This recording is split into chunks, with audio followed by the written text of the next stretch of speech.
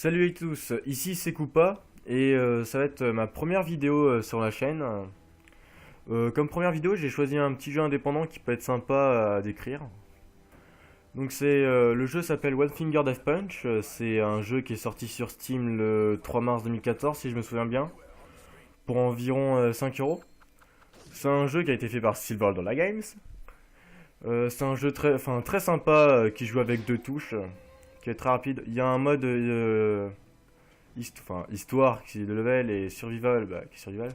Je vous montrerai rapidement le mode level qui est très très long. Pour vous dire, attends, voilà, vous voyez à peu près énormément de niveaux. Pour vous dire, ça c'est le premier niveau.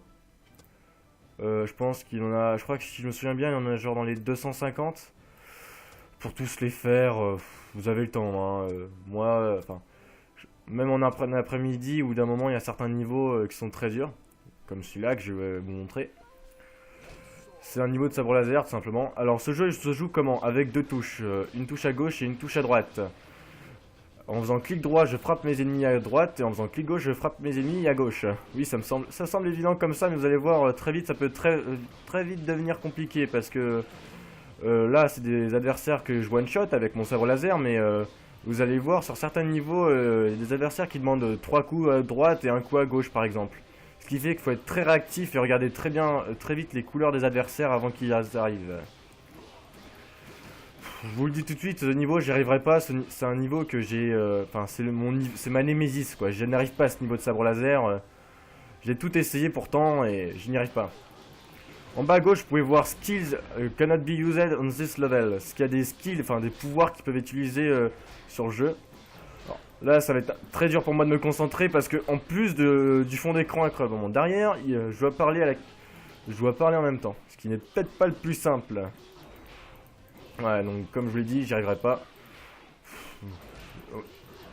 Non, j'y arriverai pas. Voilà. Moi, je voudrais montrer à peu près ce que c'est le sabre laser. Donc, je vous parlais de skills. Il y a plusieurs skills qui peuvent être débloqués dans le mode de campagne. Alors, je pourrais vous montrer. Alors, chose de skill, voilà. Il y a 1, 3, 4, 7, 21 skills. 21 skills. Alors, je vais les décrire un par un rapidement. Donc celui-là fait pleuvoir 2 armes au bout d'un certain nombre de morts. Celui-là augmente la durée... Enfin, ces 3-là augmentent la durée des armes que vous ramassez. Ces 3-là augmentent le nombre de projectiles que vous ramassez. Celui-là, ça augmente un truc que je me souviens plus et que je m'intéresse pas du tout. Celui-là, ça augmente votre portée avec votre personnage à main nue. Celui-là, ça ralentit les ennemis. Celui-là, ça augmente la vitesse, ou non, ça ralentit la vitesse du niveau. Celui-là, ça fait une vague de froid, ça, je l'aime particulièrement. Celui-là, ça fait votre personnage saute et secoue l'écran et tue tous les ennemis sur l'écran. C'est aussi très utile. Se soigner au bout de 99 morts, soigner en point de vie. Celui-là, ça peut être très utile en survival au début. Alors ces deux personnages là, ça renvoie les dommages de un personnage gris et un personnage en couleur. Vous allez voir pourquoi, parce qu'il y a des différentes couleurs de personnages. Celui-là, ça permet de renvoyer automatiquement les armes qu'on vous lance. Celui-là, ça permet, ça fait peur aux ennemis et ça les fait reculer. Celui-là, ça assomme les ennemis. Celui-là, ça transforme tous les personnages qui étaient en couleur, en gris, ce qui permet des one-shots. Et celui-là, ça permet aussi de ralentir les ennemis. Donc je vais vous montrer très brièvement une partie de survival. Donc comme j'ai dit tout à l'heure, ça va être très dur de se concentrer pour frapper. Je vais pas prendre non plus des skills pour me faire tenir très longtemps, donc je vais prendre... ouais, c'est bien ça. D'habitude, au lieu de prendre celui des épées, je prends celui de la vague de glace. Parce que ça permet de sauver une vie. Alors voici les personnages gris. Voilà, tout simplement j'ai one shot. Alors les personnages que vous parlez tout à l'heure, ceux qui prennent plusieurs coups, par exemple il y a les verts. Au début du survival, voilà, donc arme à distance comme je vous ai prévenu tout à l'heure. Alors il y a 3 types d'armes qu'on peut ramasser, il y a les clubs, ce que j'utilise là.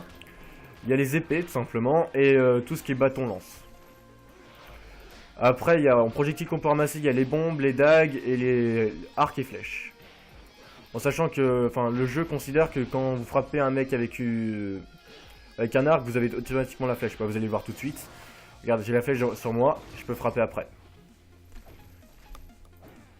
Alors si je me souviens bien, les premiers sorts que vous avez, c'est celui qui augmente la portée à main nue. Celui qui augmente les flèches, enfin, qui donne 3 flèches et 3 dagues. C'est les 3 premiers sorts que vous allez débloquer au début. Après les autres sont beaucoup plus longs à débloquer. Et si vous avez fini le niveau student, vous obtiendrez un 4ème emplacement de skill. Parce que là vous avez vu que je peux en mettre que 3. Mais bon, vu que moi je suis bloqué sur mon niveau, bah je peux pas. Sinon ça va être très sympa, enfin c'est très sympa, c'est une animation un peu à la Pivot ou les animations flashy que vous pouvez voir sur internet, c'est très sympa. C'est très rapide, franchement pour le prix que c'était, enfin pour le prix que c'est un jeu indépendant sympa. Bon après c'est vrai que 5 € pour juste un gros défouloir comme ça peut paraître cher mais franchement si vous le voyez en promo, voilà c'est une très bonne affaire quoi. Après vous pouvez toujours... J'ai trouvé, enfin, j'ai des personnes qui l'ont en crack, mais j'ai préféré l'acheter moi. Enfin, parce que moi j'avais une promo dessus quoi. Comme un petit vénard. Donc mon record c'est environ 600 en survival, mais là pour l'instant je pense pas que je pourrais atteindre ce score, tout simplement parce que je suis pas très concentré. Sinon on va parler un peu de la chaîne, hein. C'est un peu là pour ça, c'est un peu aussi une vidéo de présentation. Alors pour faire simple, un niveau bonus que j'ai obtenu, pour faire simple sur la chaîne, ça va être des vidéos de plein de jeux que j'ai, parce qu'en fait je suis un gros gamer donc j'ai plein de jeux.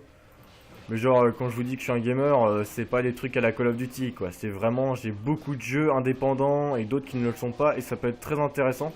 Je suis sûr que vous pouvez trouver peut-être des jeux qui vous intéresseront plus tard et peut-être vous dire ah peut-être que ce jeu là il pourrait être intéressant à y jouer. Parce que par exemple One Finger Death Punch, je pense que aucun d'entre vous a connu quoi. Enfin, moi non plus je le connaissais pas il y a pas longtemps, mais dès que j'ai découvert, voilà quoi. Autant le faire partager, c'est un bon jeu. Sinon je pense que au niveau du comment ça s'appelle du contenu, je pense que je vais essayer de me tenir à une vidéo par semaine. Enfin une vidéo par semaine en semaine dite scolaire. Et après je vais me faire une vidéo. J'essaierai de me tenir à une vidéo par jour dans les périodes dites de vacances, mais enfin c'est pas sûr parce que voilà quoi, il y a la famille qui est là, ça peut gêner pour les tournages, etc. Là j'en profite parce que je suis un peu seul, donc j'en profite pour démarrer, je ferai plein de vidéos en avance.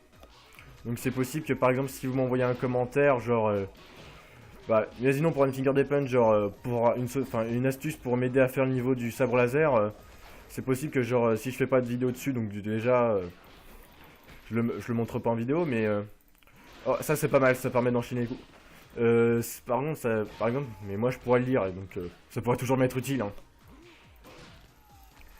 Donc je pense que vous avez compris le niveau de survival, parce que là, si je continue, on va être encore là à 500. Parce que j'ai bien géré mon niveau de sabre laser, comparé à mon habitude. Mais je suis pas prêt de crever là. J'ai expliqué de finir vite fait encore quelques gameplays, puis bon. Alors là, vous voyez, je frappe un mec avec une couronne. Ça ouvre une sorte de petit combat. D'habitude, ils sont beaucoup plus longs, mais là, ils sont très courts. C'est une petite séquentielle pour que je tue l'adversaire en fait. C'est au lieu que ça soit genre les 4 barres que je vois sur l'écran et que je choisisse exactement quand je frappe. Là, c'est plus une suite obligatoire. Ah.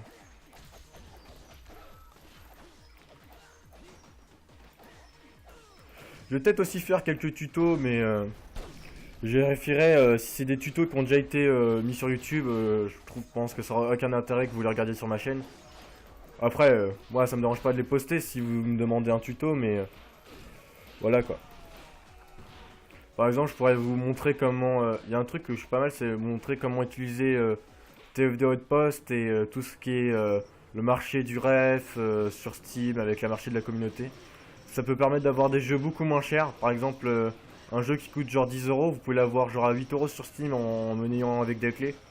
Bon après, ça demande un peu de pratique et comment ça s'appelle de la pratique et surtout bah faut être vif, faut être très astucieux, savoir un peu arnaquer les gens des fois si vous êtes vraiment un petit connard ou plutôt tout simplement bah faire des prix honnêtes et attirer rapidement la clientèle pour vendre des objets et autres. Par exemple moi je sais quoi Finger Death Punch je l'ai eu en vendant des objets que j'avais sur TF2 quoi. Bon après voilà quoi, je vais pas dire que c'était non plus des objets de qualité, putain. Ah bordel, bon bah. Donc me voilà sur les retours sur l'écran titre parce qu'en fait j'ai eu un problème avec mon logiciel de capture d'écran tout simplement et ça m'a fait bugger mon jeu et c'est la première fois que ça m'arrive parce que bah, c'est la première fois que j'utilise les deux en même temps et je le saurai. J'essaierai de régler ce petit problème la prochaine fois mais sinon je pense que le prochain jeu ce sera aussi sur un jeu indépendant ou un jeu pas très connu. Moi vous pourrez découvrir.